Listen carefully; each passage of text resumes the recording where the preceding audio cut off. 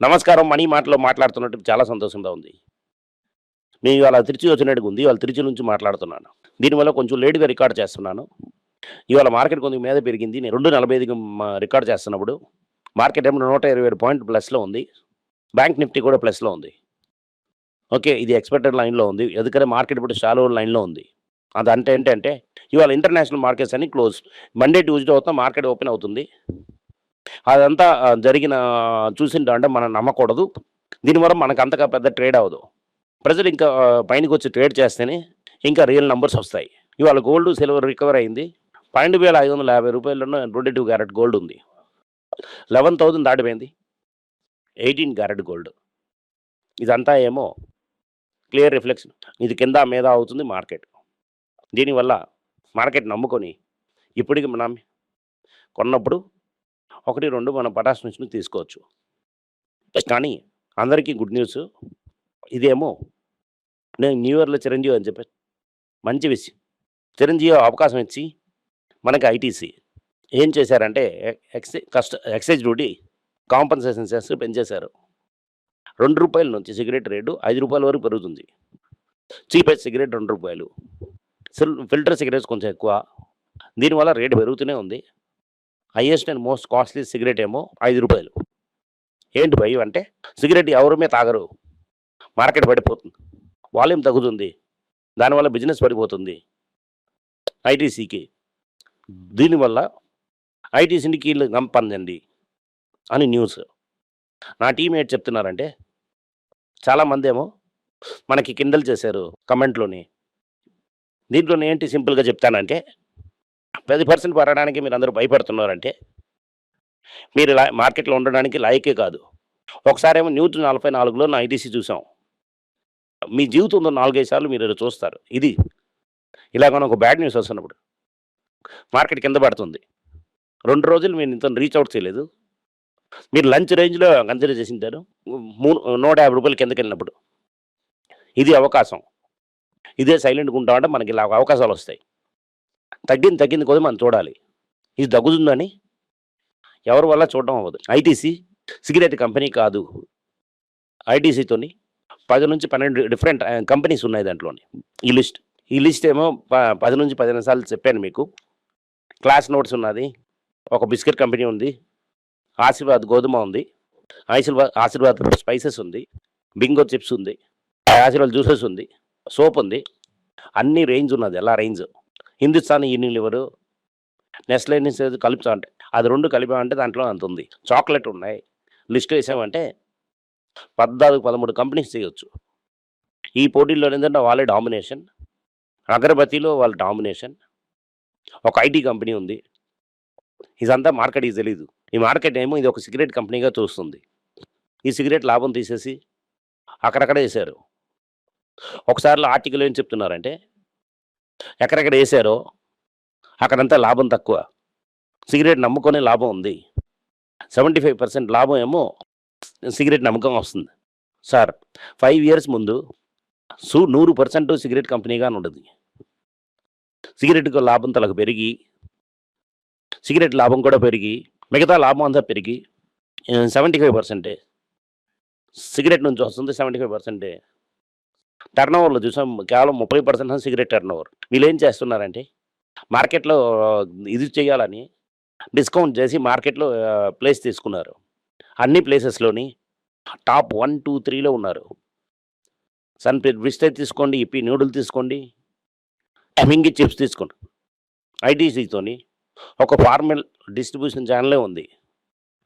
Class notes అన్నది ఒక పెద్ద మెషిన్. వాళ్ళకి జీఎస్టీయే లేదు.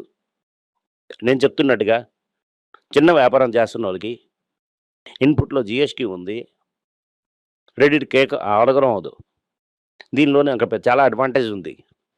ఒక 6, 7 ఇయర్స్ తర్వాత ముందే మొత్తం ఎఫ్ఎన్‌సీజీ చూసామంటే ప్రాఫిటబుల్ అయింది.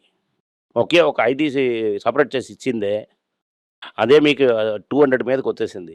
ఒక షేర్‌కేమో రూ. 20 భాగం వచ్చింది మీకు. 70% ఏమో హోటల్స్ ఏమో ఈ కంపెనీలోనే ఉంది. ఇలాగా ఇలాంటి జెమ్స్ ఉన్నాయి.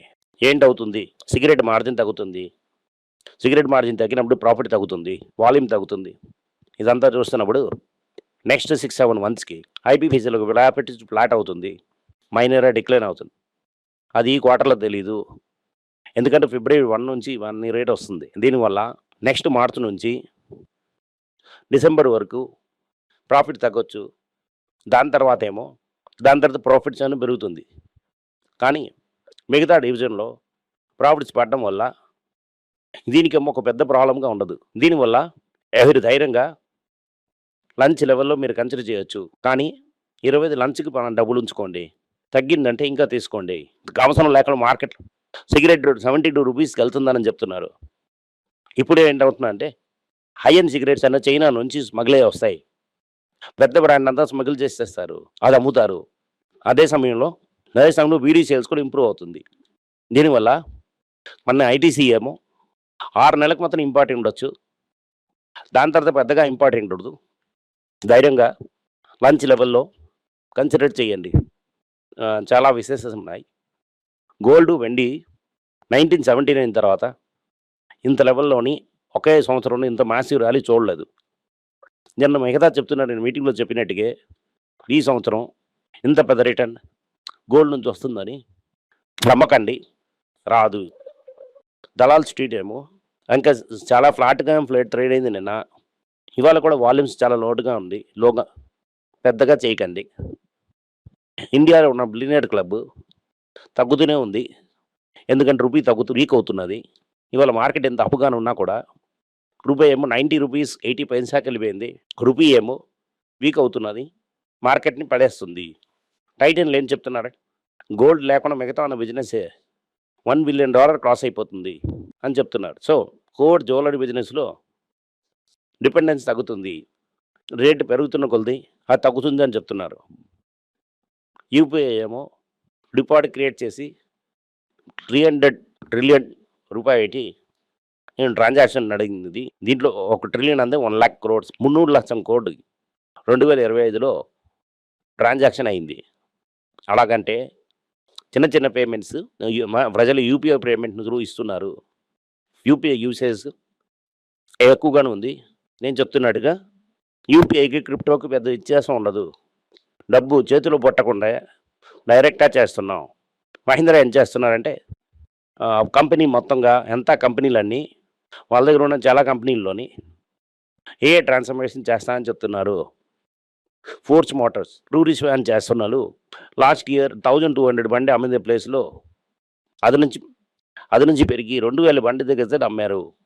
హోల్సేల్‌లో అమ్మినారు. పెద్దగా డిమాండ్ రేజ్ అయినది. వోడాఫోన్‌కి సాధకంగా గవర్నమెంట్ చేయడం వల్ల దాంట్లో షేర్ రేట్ పెరిగింది. ప్రమోటర్ ఏమో నేను ఇంకా డబ్బులు వేస్తానని చెప్తున్నారు. చాలా టైం చెప్పినప్పుడు ఇంతవరకు డబ్బులు వేసినట్టుగా తెలియడం లేదు. ఈవీ మార్కెట్ రేట్ టైటన్ అయింది. నెంబర్ 1 అవుతుందని టీవీఎస్ కన్సాలిడేట్ చేశారు. బజాజ్ నెంబర్ 2, ఏథర్ నెంబర్ 3, అలా డిసెంట్ నెంబర్ 4. చాలా శీఘ్రంగా హీరో మోటార్ కూడా మనకి టేక్ ఓవర్ చేస్తారు. హీరో మోటార్ కార్పన్ సేల్స్ డిసెంబర్లో హోల్సేల్లో 40% పెరిగింది. టీవీఎస్ తలక ఓవరాల్ సేల్స్ 50% పెరిగింది. సో టూ వీలర్ డిమాండ్ చాలా స్ట్రాంగ్గానే ఉందని తెలుస్తున్నది. ఈవీ టూ వీలర్ సేల్స్ కూడా భయంకరంగా స్ట్రాంగ్గానే ఉన్నది. కానీ ఈ స్టాక్ అంతా ఇప్పటికి 52 వీక్ హైలో వెళ్ళి ఎక్కడికో ఉన్నది. లాస్ట్గా వారన్ బఫెట్ రిటైర్ అయిపోయాడు. కంపెనీ జరకు చేయమన్నా కూడా సీఈఓ వాళ్ళకి లాస్ట్ ఏరియా ఈ వర్షం ఉన్నంత వర్షం డిసిప్లిన్గా ఉన్నారు. వాల్యూ పర్చేస్ లేపడం వల్ల క్యాష్ ఫ్లోని ఇంకిజీ పని చేశారు. $400 బిలియన్ దగ్గర ట్రెజరీ ఈల్డ్ ఉంచారు అతను. అది నియర్లీ 4% వడ్డీ ఇచ్చి వర్షంకి $16 బిలియన్ వచ్చింది. రూపాయి ఇంకా వీక్ అవుతూనే ఉంది. ఐటీసీని మర్చిపోకండి. Thank you. నమస్కారం.